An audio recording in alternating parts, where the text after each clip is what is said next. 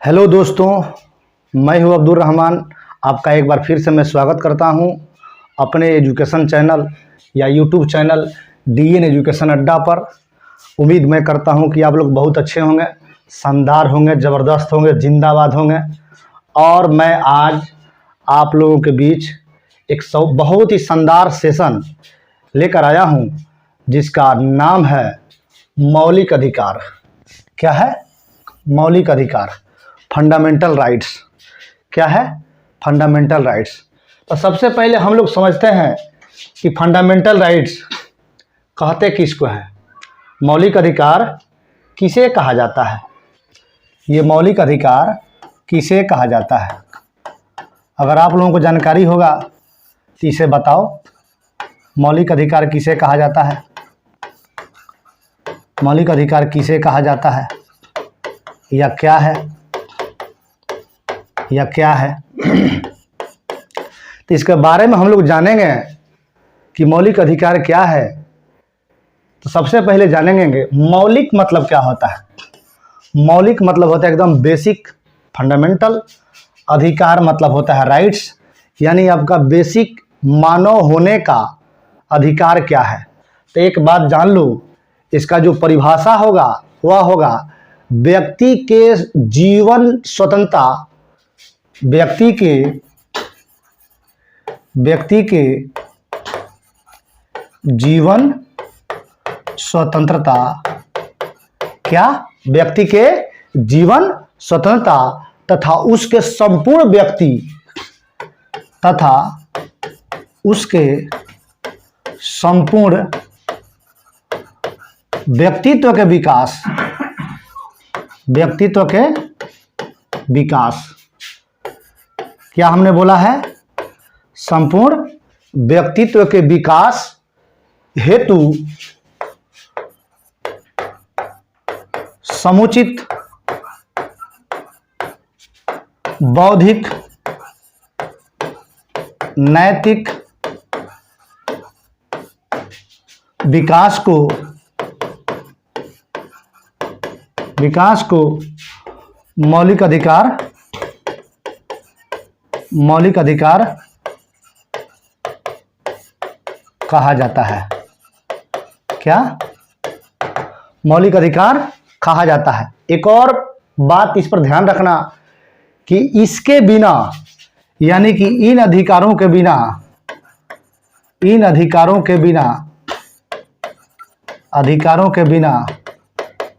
लोकतंत्र की परिकल्पना नहीं की जा सकती है। नहीं की जा सकती है। लोकतंत्र की परिकल्पना नहीं की जा सकती है, मतलब हो ही नहीं सकता है कि इसके बिना लोकतंत्र का कंसेप्ट आए या लोकतंत्र रहे।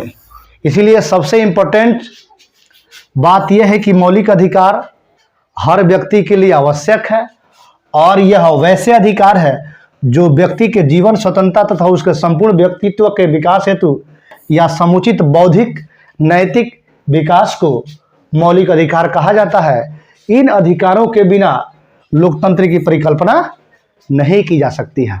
अब थोड़ा सा इसके फीडबैक में चला जाए। फीडबैक बोले तो इसका ऐतिहासिक कुछ तथ्य है, इसका मुख्य तथ्य पर चला जाए,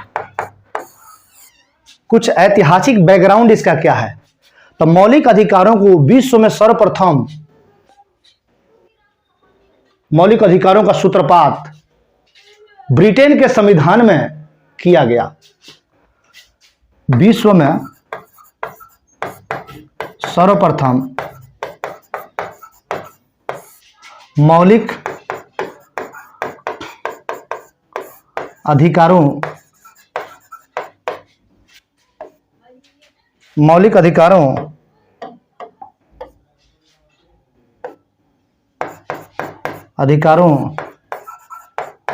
का सूत्रपात 1215 में ब्रिटेन के मैग्ना कार्टा से हुआ। किससे हुआ? ब्रिटेन के मैग्ना कार्टा से हुआ। हालांकि ब्रिटेन का संविधान अलिखित है, लेकिन ब्रिटेन के मैग्ना कार्टा में पहली बार 1215 ईस्वी में मानव के अधिकार के लिए वर्णन किया गया। उसके बाद क्या हुआ? उसके बाद 1789 में, याद करिए आप, 1789 किस देश में बहुत बड़ा क्रांति हुआ था? तो 1789 जो हुआ था ना, फ्रांस के संविधान में, फ्रांस के संविधान में किसके लिए? फ्रांस के संविधान में किसके लिए? मानवीय अधिकारों के लिए। मानवीय अधिकारों के लिए पहली बार, मानवीय अधिकारों के लिए पहली बार, अधिकारों के लिए पहली बार सम्मिलित किया गया। क्या किया गया? सम्मिलित किया गया। किस देश के संविधान में? तब फ्रांस के संविधान में। कब? 1789 में। 1789 में पता होना चाहिए आपको कि बहुत बड़ी क्रांति हुई थी, फ्रांसीसी क्रांति। क्लियर? अब आओ थोड़ा सा और आगे चलते हैं इसके बारे में।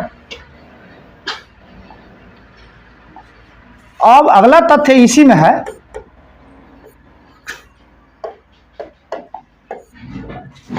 सत्रह से 1791 में यूएसए के संविधान में संशोधन करके इस अधिकार पत्र के रूप में जोड़ा गया। 1791 में यूएसए के संविधान में संशोधन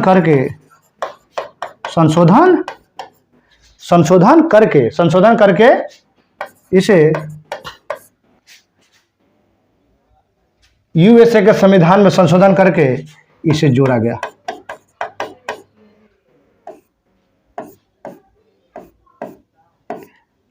इसे बिल ऑफ राइट्स,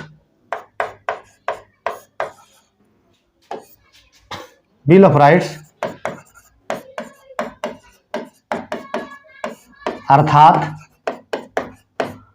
अधिकार पत्र के रूप में, अधिकार पत्र के रूप में इसे जोड़ा गया। तीन चीज यहां देख लेना। एक, पहला क्या कि विश्व में सर्वप्रथम मौलिक अधिकारों का सूत्रपात कहां हुआ? 1215 में ब्रिटेन के मैग्ना कार्टा से हुआ। उसके बाद 1789 में फ्रांस के संविधान में मानवीय अधिकारों के लिए इसे पहली बार सम्मिलित किया गया। उसके बाद 1791 में यूएसए के संविधान में संशोधन करके बिल ऑफ राइट्स अर्थात अधिकार पत्र के रूप में इसे जोड़ा गया। भारत में सर्वप्रथम मौलिक अधिकारों की मांग कब की गई? भारत में सर्वप्रथम मौलिक अधिकारों की मांग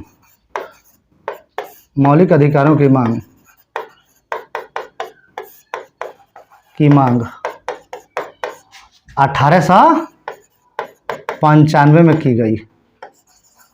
1895 में की गई। कब की गई? 1895 में की गई। उसके बाद 1928 में नेहरू समिति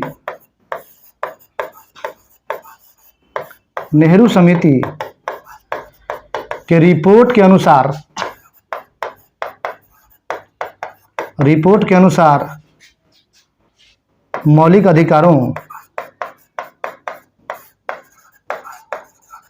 अधिकारों को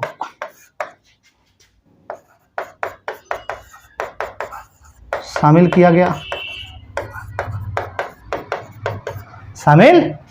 कब? 1928 में। अब देखो 1931 में क्या हुआ? कराची अधिवेशन कांग्रेस का, कराची अधिवेशन कांग्रेस का, और इसी अधिवेशन में मौलिक अधिकारों की मांग की गई किसके द्वारा? सरदार वल्लभ भाई पटेल के द्वारा।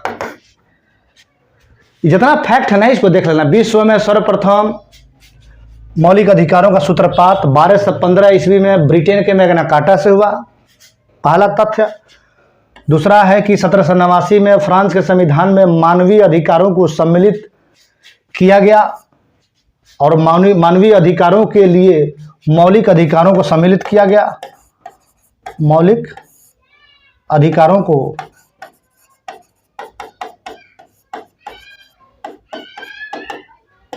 सम्मिलित किया गया।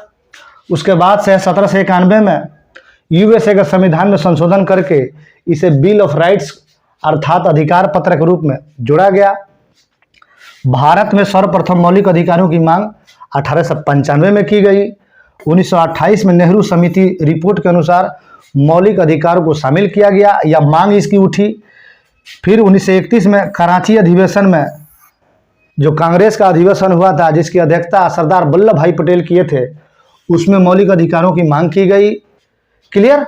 ये रहा मुख्य फीडबैक या मुख्य समझ जाओ कि इतिहास मौलिक अधिकारों के बारे में। अब स्टार्टिंग हम लोग करते हैं इसके मुख्य तथ्य के बारे में।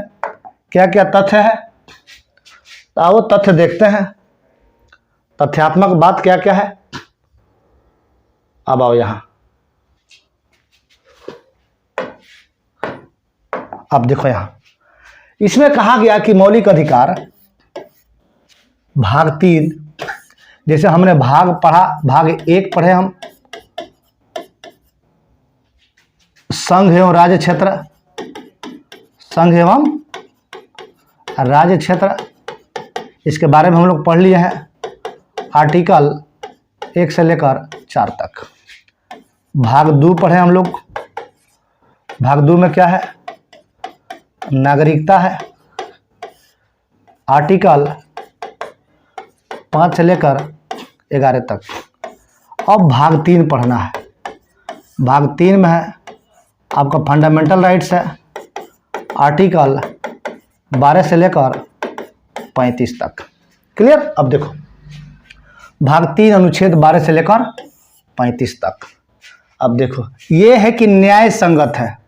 क्या है? मौलिक अधिकार न्याय संगत है।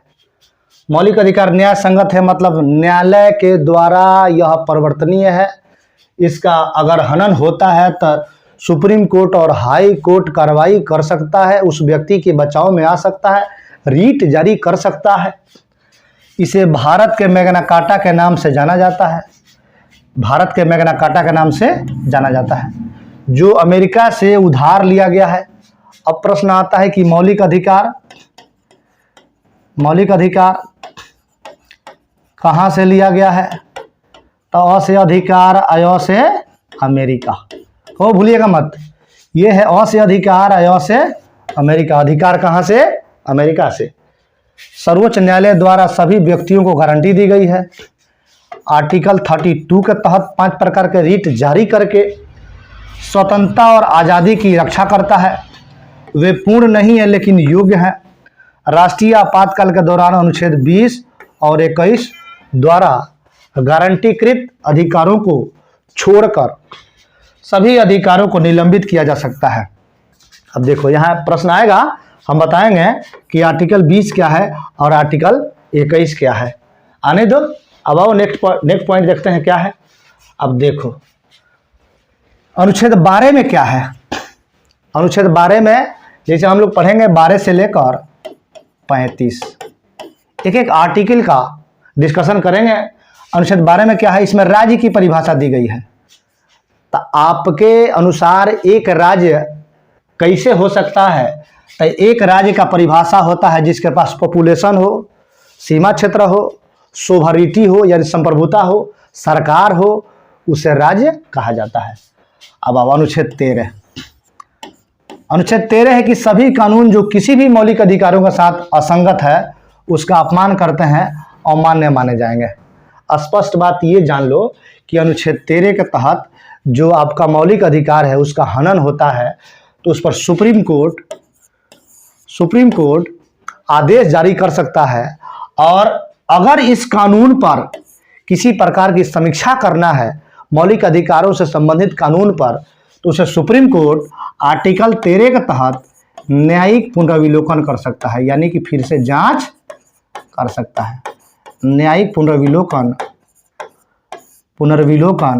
कर सकता है। आर्टिकल 13 हो गया। अब आओ, अब चलेंगे हम लोग थोड़ा सा इसके और फैक्ट पर कि प्रारंभ में मौलिक अधिकारों की संख्या कितनी थी।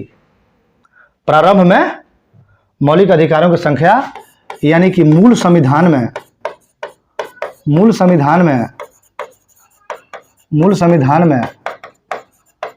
मौलिक अधिकारों की संख्या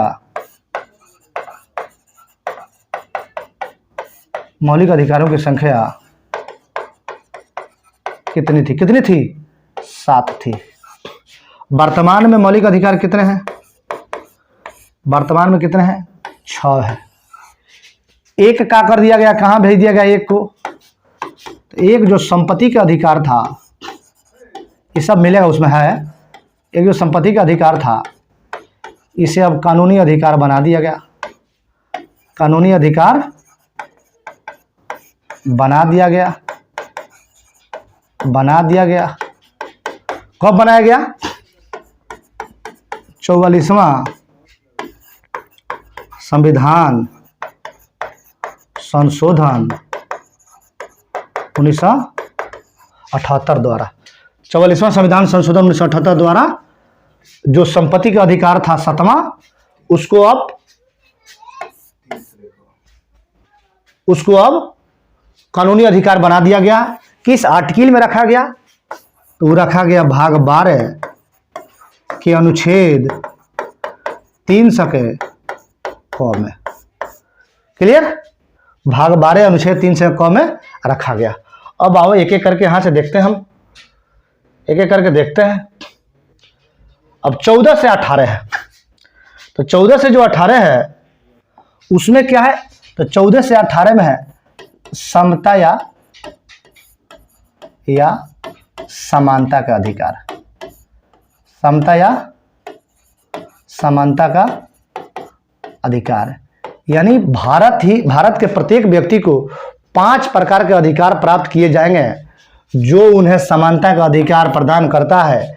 जैसे 5 प्रकार के अधिकारों में 5 अनुच्छेद हैं, 14, 15, 16, 17 और 18। 1, 2, 3, 4, 5।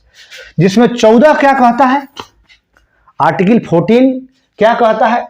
कि कानून के समक्ष समानता और कानूनों का समान संरक्षण है। यानी इस देश में कानून से बड़ा कोई नहीं है, सबके लिए कानून एक समान है। कानून एक समान है। क्लियर? तो अनुच्छेद 14 कहता है कि सभी के लिए कानून एक समान है। किसी प्रकार का यहाँ माने ऐसा नहीं है कि जो जघन्य अपराध करते हैं उनको बाद में फैसला मिलेगा, जो कम अपराध करते हैं उनको जल्दी मिल जाएगा, ऐसा कुछ नहीं है। सबके लिए एक समान कानून व्यवस्था है, चाहे बड़े हो या छोटे, उनके कानून का एक समान प्रावधान है, कोई इसमें छोटा या बड़ा नहीं है। ये आर्टिकल 14 कहता है। अब आओ अनुच्छेद 15 क्या कहता है? अनुच्छेद 15 क्या कहता है? अब देखो, यह कहता है कि धर्म, मूल वंश, जाति, लिंग या जन्म स्थान के आधार पर, देखना एक बात जान लेना, इसमें भाषा नहीं दिया है। भाषा इसमें नहीं दिया है। यही क्वेश्चन पूछता है कि इसमें से किसका उल्लेख अनुच्छेद 15 में नहीं हुआ है। ऑप्शन देता है धर्म, मूल वंश, जाति और भाषा और लिंग। भाषा का इसमें प्रावधान नहीं है। यह है कि धर्म, मूल वंश, जाति, लिंग या जन्म स्थान के आधार पर किसी भी नागरिक के विरुद्ध भेदभाव का अंत किया गया है या भेदभाव का प्रतिषेध किया गया है। मतलब किसी भी व्यक्ति के साथ धर्म के आधार पर, मूल वंश के आधार पर, जाति के आधार पर, लिंग के आधार पर या जन्म के आधार पर किसी व्यक्ति के साथ भेदभाव करना पाप है। इसका संविधान के आर्टिकल 15 अंत करता है, प्रतिषेध करता है, खेद जताता है। क्लियर? अब आओ ये क्या कहता है। कानून के समक्ष समानता, ब्रिटिश मूल नकारात्मक अर्थ। कानून का समान संरक्षण, अमेरिकी मूल सकारात्मक धारणा। दोनों में अंतर देखना। कानून का समक्ष समानता ये ब्रिटिश मूल का है प्लस नकारात्मक अर्थ है।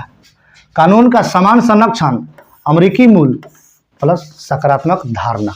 अब देखो, राज्य शब्द में सरकार और संसद, राज्यों की सरकार और विधायिका शामिल है। राज्य शब्द में क्या क्या शामिल है भाई? राज्य शब्द में सरकार और संसद, राज्य में सरकार और संसद शामिल है। राज्यों की सरकार और विधायिका शामिल है। इस अनुच्छेद की कोई विशेष बात नहीं है, हालांकि यह अनुच्छेद 368 के अधीन किया गया है। कौन?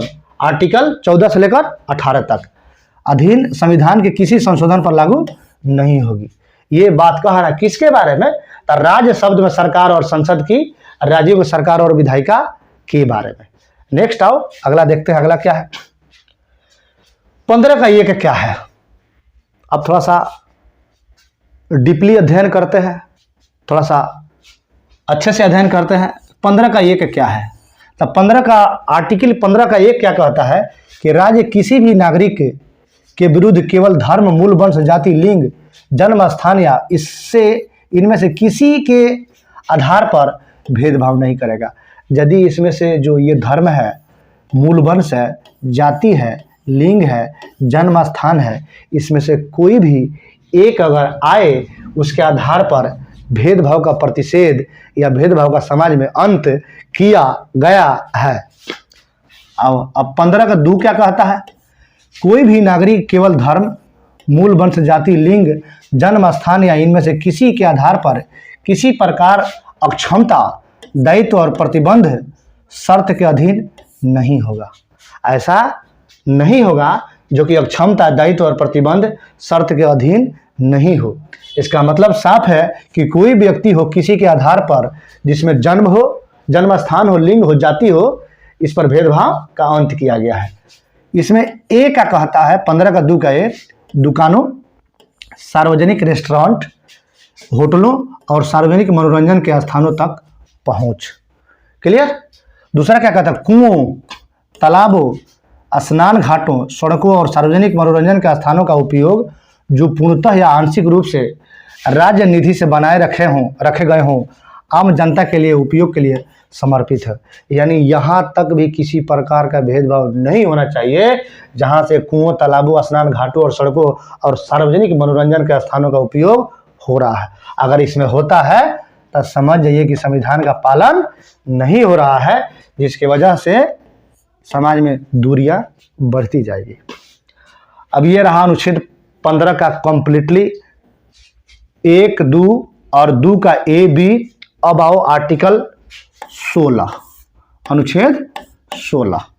यह कहता है कि लोक नियोजन के मामले में अवसर की समानता, यानी सरकारी नौकरी में समानता,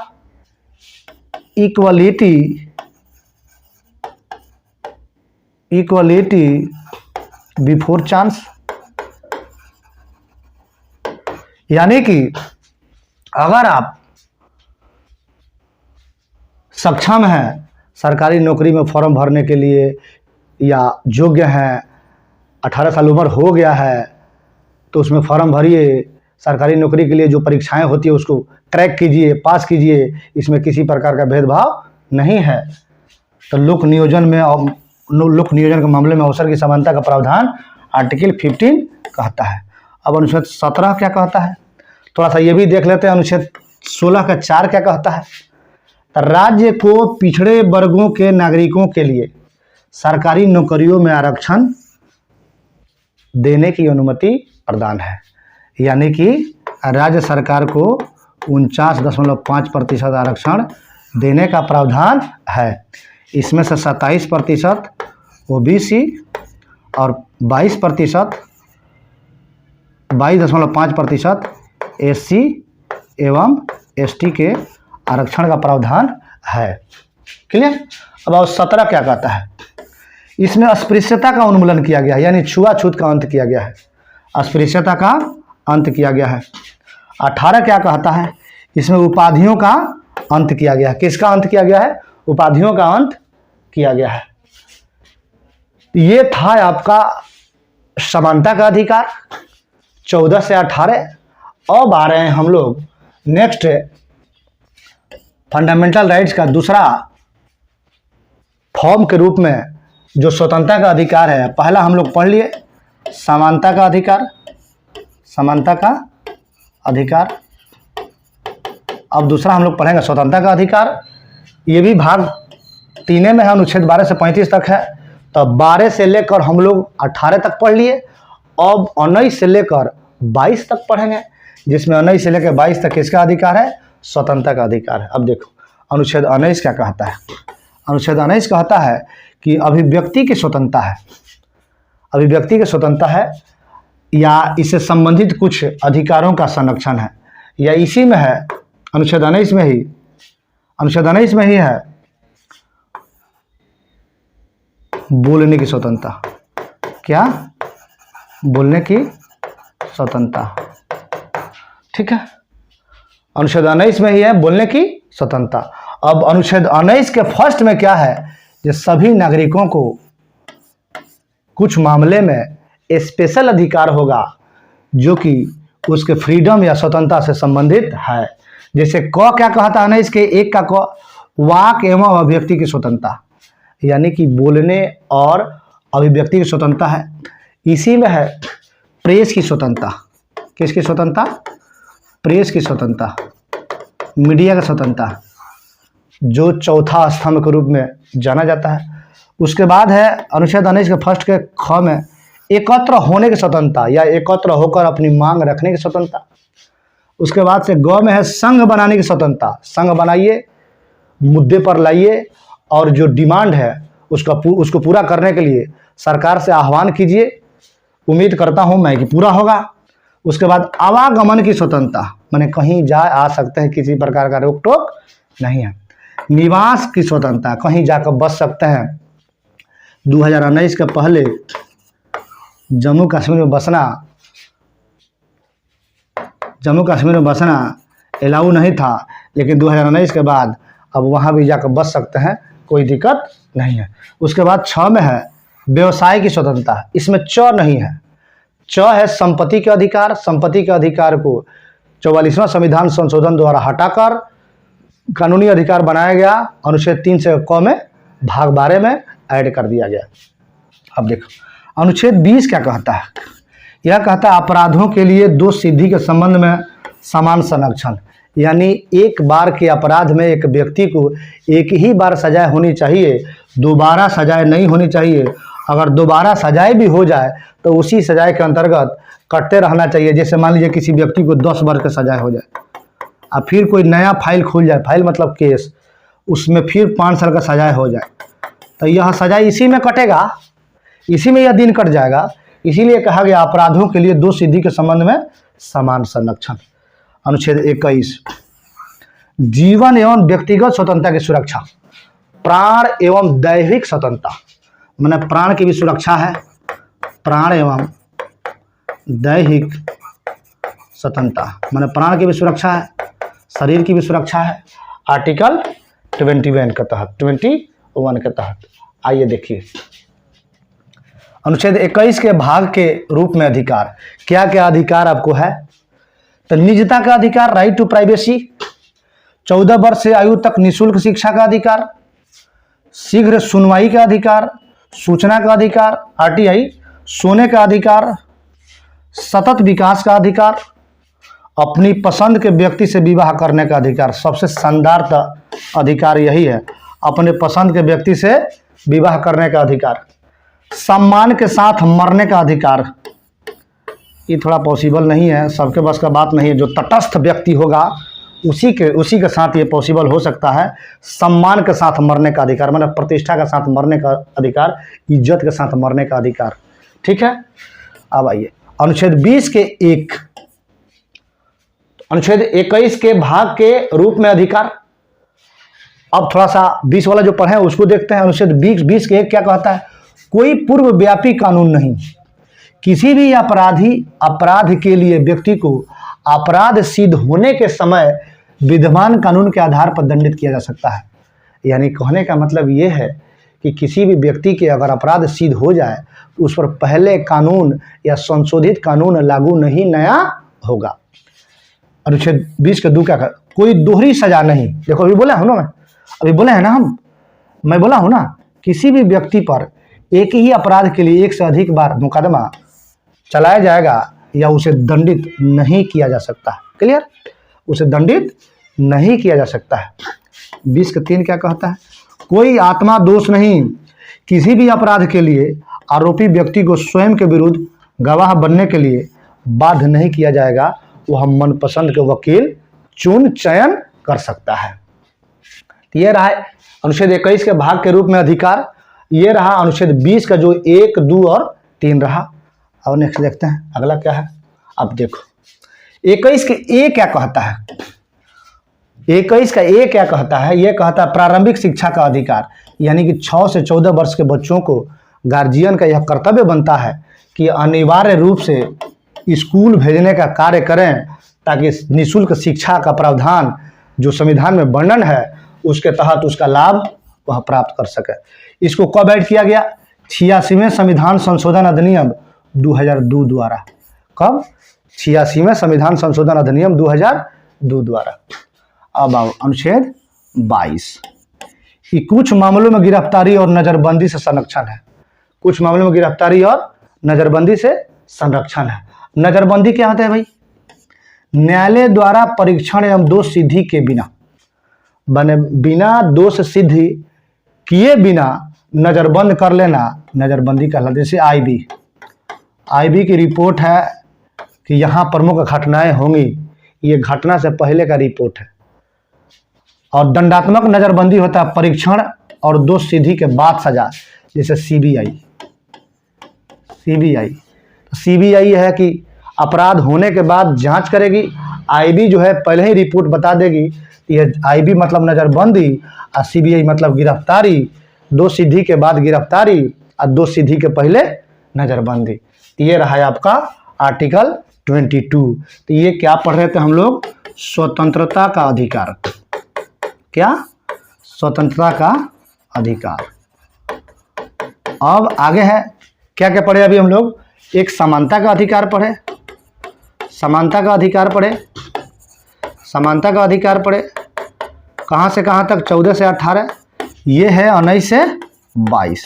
अब देखिए अब पढ़ेंगे हम लोग शोषण के विरुद्ध अधिकार।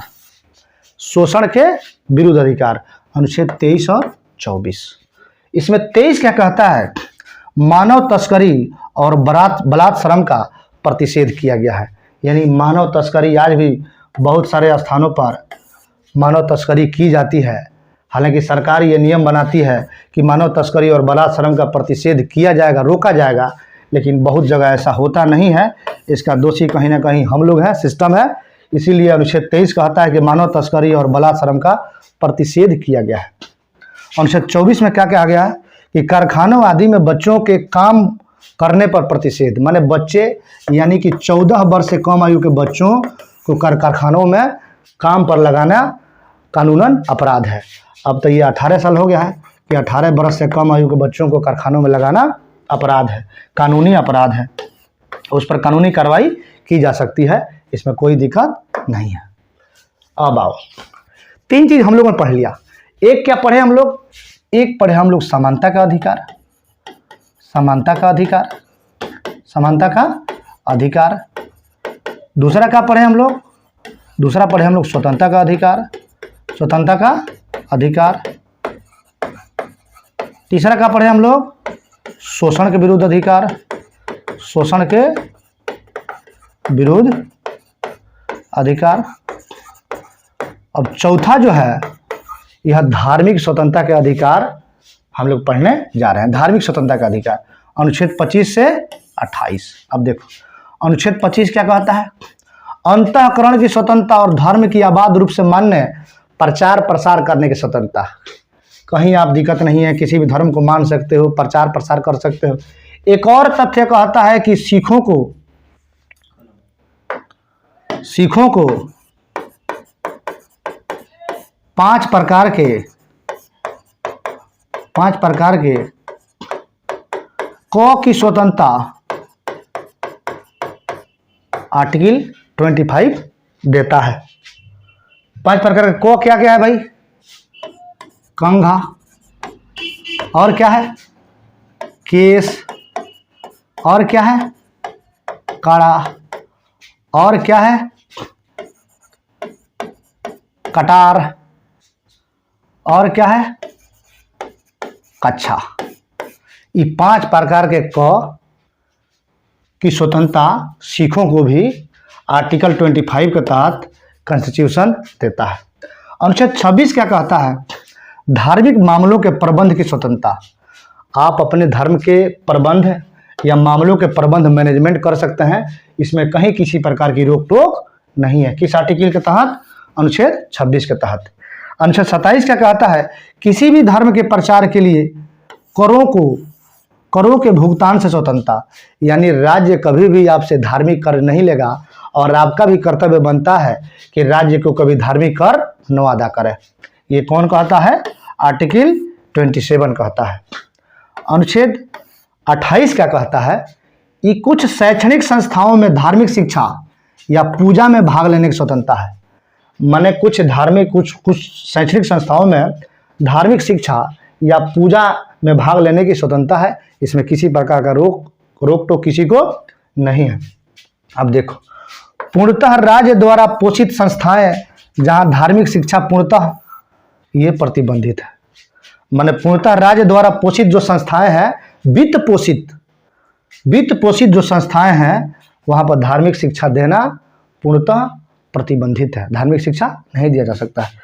उसके बाद राज्य द्वारा प्रशासित किंतु किसी भी बंदोबस्ती या ट्रस्ट के तहत स्थापित संस्थाएं जहां धार्मिक शिक्षा की अनुमति है, इसे भी प्रतिबंधित किया गया है कि धार्मिक शिक्षा नहीं दी जा सकती है। उसके बाद राज्य द्वारा मान्यता प्राप्त संस्थाएं जहां स्वैच्छिक आधार पर धार्मिक शिक्षा की अनुमति हो, ये भी प्रतिबंधित है। उसके बाद से राज्य से सहायता प्राप्त करने वाली संस्थाएं जहां स्वैच्छिक आधार पर धार्मिक शिक्षा की अनुमति है, ये सब राज्य के द्वारा प्रतिबंधित है आर्टिकल 28 के तहत। आओ नेक्स्ट देखते हैं। अब है आपका सांस्कृतिक और शिक्षा का अधिकार या सांस्कृतिक और शैक्षिक अधिकार। ये अनुच्छेद 29 से 30 तक। अनुच्छेद 29 से 30 तक। अनुच्छेद 29 क्या कहता है भाई? अनुच्छेद 29 कहता है अल्पसंख्यकों को या अल्पसंख्यकों की भाषा, लिपि, संस्कृति का संरक्षण इसके तहत होना चाहिए और नागरिकों का कोई भी वर्ग हो, उसके भाषा का संरक्षण, उसके लिपि का संरक्षण, उसके वेशभूषा, पहना ओढ़ाव, ये सब का संरक्षण आर्टिकल 29 के तहत बताता है। उसमें किसी प्रकार का रोक टोक नहीं होना चाहिए। अनुच्छेद 30 क्या कहता है? अल्पसंख्यकों को शैक्षणिक संस्थाएं स्थापित करने और उनका प्रशासन करने के अधिकार केवल अल्पसंख्यकों तक सीमित है। मतलब उनका प्रशासन करने का अधिकार केवल अल्पसंख्यकों तक सीमित है, यह आर्टिकल 30 कहता है। एक और चीज कहता है कि यदि आप अल्पसंख्यक संबंधित कोई या धर्म संबंधित कोई संस्था चलाते हैं, तब 50% आप उस धर्म के व्यक्ति के एडमिशन लें, अब बाकी जो 50% होगा वो गैर धर्म के बच्चों का एडमिशन लेना आपकी अनिवार्यता है। अनुच्छेद 32 क्या कहता है? इस संवैधानिक उपचारों का अधिकार देता है। क्या देता है? ये संवैधानिक उपचारों का अधिकार देता है। अब देखो, संवैधानिक मतलब संविधान से संबंधित, उपचार मतलब इलाज, क्लियर? उपचार मतलब इलाज, माने ये इलाज का अधिकार देता है। क्या? अनुच्छेद 32। इसके बारे में अभी डिटेल्स हम बताएंगे। अनुच्छेद 33 क्या कहता है? ये सशस्त्र कर्मचारी वर्गों के मौलिक अधिकारों को प्रतिबंधित करने की संसद की शक्ति है। अनुच्छेद 33 के तहत माने सशस्त्र कर्मचारी वर्गों के मौलिक अधिकारों को प्रतिबंधित करने की शक्ति संसद के पास है। अनुच्छेद 34 क्या है? जब मार्शल लॉ लागू हो उस समय मौलिक अधिकारों पर प्रतिबंध हो जाए। मान लीजिए कहीं युद्ध हो रहा हो या आंतरिक अशांति हो गई है, उस समय मौलिक अधिकारों पर प्रतिबंध किया जा सकता है। किसके द्वारा? संसद के द्वारा। अनुच्छेद 35 क्या कहता है? संसद मूल अधिकारों को लागू करने के लिए कानून बना सकती है। इसका मतलब साफ है कि आर्टिकल 35 के तहत संसद कानून बना सकती है मौलिक अधिकारों को लागू करने के लिए। अब देखो, सर्वोच्च न्यायालय का अधिकार क्षेत्र मौलिक है परंतु अनन्य नहीं है। B.R. अम्बेडकर ने कहा था, क्या कहा था? संविधान का हृदय एवं आत्मा है। क्या? कौन? अनुच्छेद 32। इसी को डॉक्टर भीमराव अम्बेडकर के द्वारा हार्ट एंड सोल कहा गया। संवैधानिक उपचारों को हृदय एवं पूरे संविधान का हृदय एवं आत्मा कहा गया। अब आयु अनुच्छेद 31 क्या कहता है? संपत्ति का अनिवार्य अधिग्रहण था, इसे निरस्त कर दिया गया है। अनुच्छेद 3 से क में ऐड कर दिया गया है। अनुच्छेद 3 से क में इसे ऐड कर दिया गया है। और नेक्स्ट देखते हैं अगला क्या है। अगला है मौलिक अधिकार केवल नागरिकों के लिए उपलब्ध है, यह विदेशियों के लिए नहीं है। तो कौन से मौलिक अधिकारों का आर्टिकल जो है केवल भारतीयों के लिए उपलब्ध है, विदेशियों के लिए नहीं है? तो वह है अनुच्छेद 15। क्या है अनुच्छेद 15 में? कि मूल वंश जाति लिंग के आधार पर किसी व्यक्ति के साथ भेदभाव नहीं होना चाहिए। 16 में क्या है? लोक अभियोजन में अवसर की समानता का अधिकार है। 19 क्या है? 19 में 6 प्रकार का स्वतंत्रता का उल्लेख किया गया है। 29 क्या है? अल्पसंख्यक वर्गों के हितों की रक्षा का अधिकार दिया है। 30 क्या है? अल्पसंख्यकों के लिए संस्कृति और वेशभूषा पहना ओढ़ाव बचाए रखने की अनुमति संविधान देता है। अब देखो, नागरिकों और विदेशियों, शत्रु विदेशियों को छोड़कर दोनों के लिए अनुच्छेद 14, 20 और 28 प्राप्त। 14, 20 और 28 प्राप्त है। अब देखो, सर्वोच्च न्यायालय अनुच्छेद 32 के तहत और उच्च न्यायालय 226 यानी 226 के तहत रीट जारी करता है। ये भी 5 प्रकार का रीट जारी करता है और ये भी 5 प्रकार का रीट जारी करता है। ये 5 प्रकार का रीट कौन कौन है? तो एक है बंदी प्रत्यक्षीकरण, बंदी प्रत्यक्षीकरण। दूसरा है परमादेश। तीसरा है उत्प्रेषण। चौथा है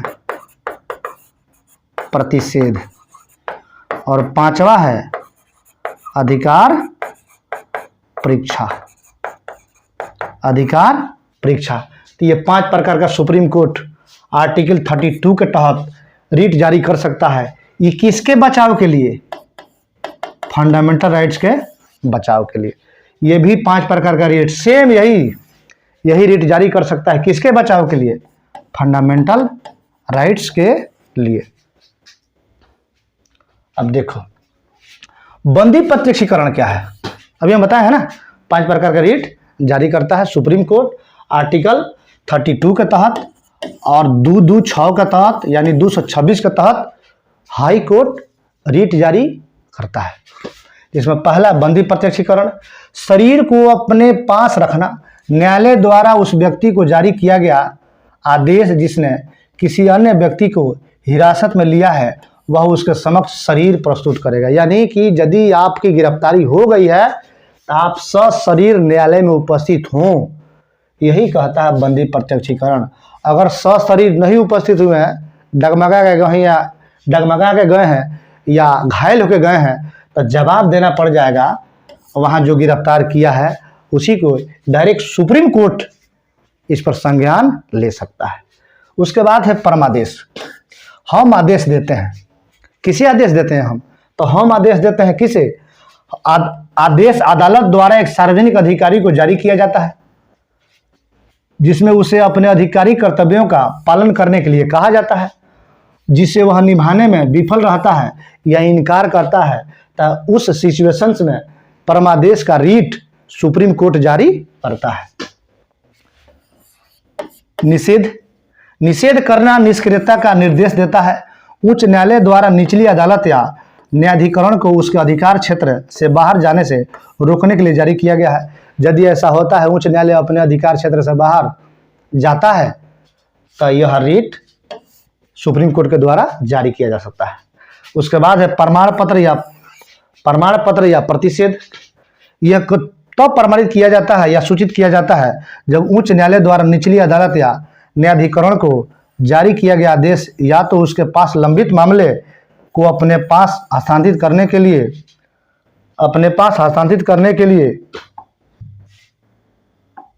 या आदेश को रद्द करने के लिए होता है। तो ये सभी कागजात को सुप्रीम कोर्ट अपने पास मंगवा लेता है और उसकी तहकीकात करता है। इसी को प्रमाण पत्र कहा जाता है। अब लास्ट में है अंतिम अधिकार परीक्षा।